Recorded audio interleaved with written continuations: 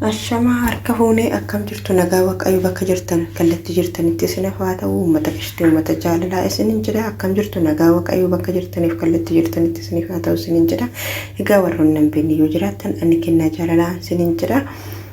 warroonni mana kiyyaa maatiin taane koottaa maatii ta'aa isinin jedha warroonni duraan turtan guddaa galatooma galanni keessan bilisummaa haa ta'u isinin jedha uummata qishtii uummata jaalalaa akkasumas warroonni komantii dhanna jajjabeessa turtan galatoomaa isinin jedha galanni keessan bilisummaa haa ta'u isinin jedha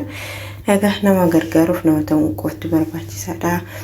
egaa akkuma na gargaaraa turtanitti galatoomaa isinin jedha egaa arra wanta qabadhee dhufe akkuma argitanii akkuma surratti agartanii mubaarak abbaa miskiinaa abbaa hiyyeessaa abbaa nama rakkate rakkoo keessaa baasu namoota baay'ee dhaga sababa isaatiin lubbuun nama hedduu kan oolee kan tarrafe kan fayyee kan jireenyi isaanii du'a keessaa kara fayyinaatitti deebi'ee namoota hedduudha mubaarakkuma agartan nama rakkate yeroo dhiyoo keessatti kan naqqabudha jireenya isaa guutuu namaaf kan jiraatudha ofii isaatiif osoo hin ta'in guyyaa kaleessa akka carraa ta'ee balaan ibiddaa isa mudate yaa'u sababa ho'aatirraan kan ka'e kanaaf mubaarak abbaa hiyyeessaa abbaa miskiinaa baga waaqayyo balaa akkasii san jalaa si baasee baga maatii keetis oolchee baga lubbuu si baraaree baga lubbuu keetis oolchee baga waaqayyo kan jalaa si baraaree siin jechuu barbaada dhugaa rabbi baay'ee tokko ulfaata balaan ibiddaa kuni balaa ibiddaa jedhaatiin balaa bishaanii jedhaatiin balaa tasa osoo hin beekin namatti galuudha bakka osoo ati of hin beekin kan namatti galuudha kanaaf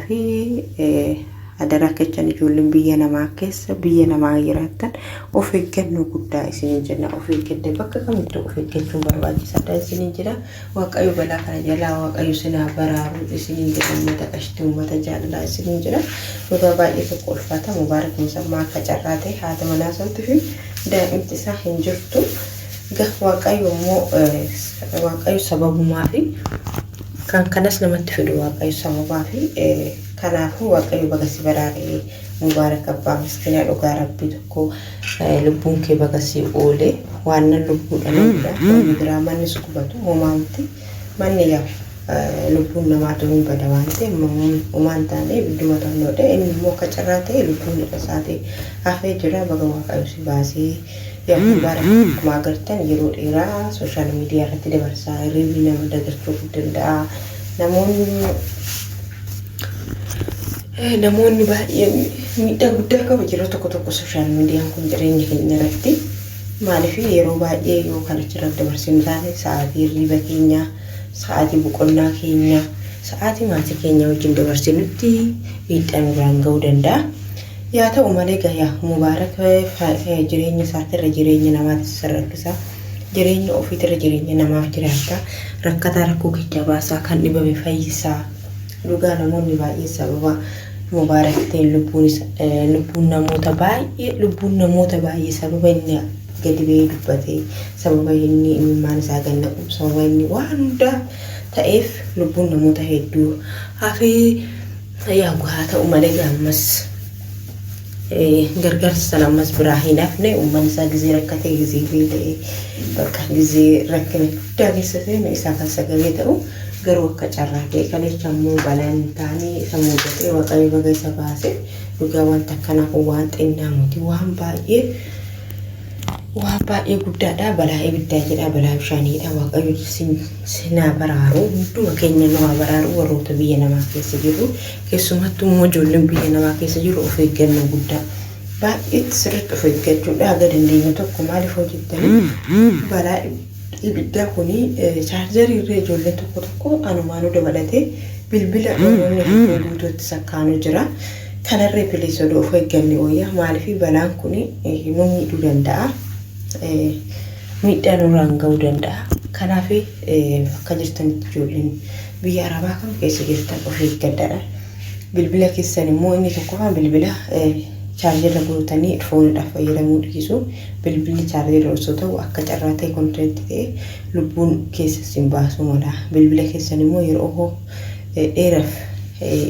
qabatanii kan nu jettanis miidhaa sanarraan ga'uu danda'a yeroo tokko bilbilarraa fagaachuunis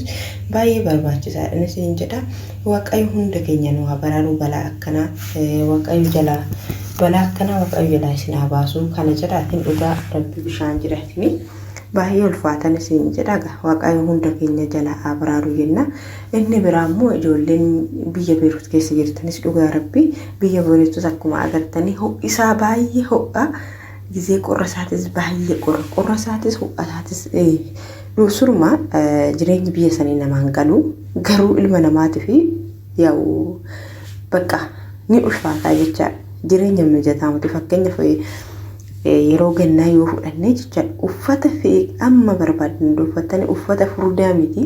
uffata jiru madadaa odoo manaa guurtanii uffata sinitti nu'u jecha yeroo ganna isaanii jecha dhugaa rabbi irrooba qorri isaanii qorraa miti baay'ee tokko ulfaata garuu immoo gizee ho'aatis jecha gizee ho'aatis miidhaa guddaa qaba yeroo baay'ee ni ho'a bakka uffata haphii waduumati qullaa deemtee sumattu jecha biyya sanitti immoo mukayyiif baay'een jiru eesiin kun baay'een jiru baay'ee rakkisaadha dhugaa rabbi baay'ee rakkisaadha ijoolleen keenya biyya Dubaay biyya Beerut keessa hojjetanii beektu baay'een keessanii jireenyi biyyi suni bakka baay'ee dararaa hedduu qabdi maallaqni ishee tirree xiqqoodha baay'ee nama dararu namni biyya sanii tirree hojiin isaanii tirree akkuma agartan lubbuu namoota baay'ee galaafatte biyyi suni of eeggadhaa dhugaa rabbi gisee hojiirra hojjettanii obboleettii teenya biyya Beerut lubbuun ishee koronaa farraa bee akkuma argitanii gimmaashni namaa osoo achirraa walaawaltuu jarri achirraa darbee jedhu warri ishiin bira hojjette birree waggaa 3 biraa qabdidha gimmaashni immoo oduma walaawaltuu lafti muccaatanii jedhu ishiin kanas ta'ee isaanis darbanis dhiisanis namni bira jiru tokko hin jiru namni jaan arge hin jiru namni keenya gisee namni lubbuun namaa bichaa bee bichaa fooloo guddifachuudhaaf waan nan taane haasaa gisee isaanii maatiin ishiin bira turte sun fooqirra aasan bira jirtu namni bira jiru tokko hin jiru ko zimbiloo haasa'ame malee wanta akkanaa immoo sirrii muti dhugaa rabbi maaliif lubbuu namaa irratti hin qoosina please wannan dubbatamne tokko wannan taane tokko wanta ija keessa hin agarre tokko argineettanii haasa'u sirrii muti mucaayootaan aa'uu danda'u aa'uu dhiisuu danda'u mucaachuu dhiisuu dandeechi maaliif hojjettanii nam tokkos ni godha hin godhanii muti garuu birrii waggaa 3 dhuguma yoo biraa qabaatti birrii sun nutti afaadhaaf godhuu danda'u godhuu dhiisuu danda'u immoo lubbuu namaatii irra birrii filatu jedhee ani yaadu garuu gaa isaan hin beeku kanaafi ani kana dhibe keessa obboleettii teenya tana rabbi rahmataa godhuufi biyyeen itti salphattu maatii ishiitii fi firoottan ishii jajjabina hawwinaa fi gizee amma jecha yeroo amma sooshaal miidiyaan babal'atee sooshaal miidiyaa irra oolti gizee suma sanii gizee viidiyoo waan biraa waraabduu egaa rakkoo qabaattee akkan itti osoo himattee bakka itti ishii dhaqqabu jechaadha dhugaa rabbi uummanni Itoophiyaa maaliif ijoollee baay'eedha kan rakkate kan waggaa 3 dhiisatiin birrii waggaa 3 dhiisatiin birrii ji'a takkaa isaan biraa maal godhu dhugaa rabbi birriin ji'a takka yoo guuttetti ji'a keechan dabarsanii isinii kennu ji'a keechan dabarsanii isinii kennu taana warri isin bira hojjettan biraa deema maaliif birrii sanii fudhufte egaa birriin arganneeti maanni gatiin kee kan bira teechee hojjettu dhugaa rabbi maallaqa nama maallaqa isinii kenne bira jettanii teechanii hin dalagina nuuf kennu hin jedhina isaan ji'a tokko dabarsan ji'a lama tokko dabarsan lama dabarsan birriin iyyatti baay'ata karaa isin miidhuun barbaadu guyyaa sii kennan san immoo namoota baay'eedha guyyaa birrii sii kenna kan muufatu kan si dubbisuu didan kan waan meeqa ta'an namoota hedduu jiraan na dhaqqabee jira waan ta'eef birrumaa ta'e dafqitee laffaatee beeloftee dheebittee gubattee miilli keessi gubatee itti beeloftee osoo qursee nyaate sa'aatiin misaasitti ga'e osoo misaan nyaate dheeraatti nyaatte kana birruma akkasitti sii kennan kana birruma dafqa kee kana guyyaa sii kennan san akka waan tola sii kennanii tokko namoonni muufatu jiru. Kanaafuyyuu dhugaa rabbii ani nama akkasii wajjin irree baay'ee hin jiraanne galata waaqayyo biyya namaa kana keessa gan turetti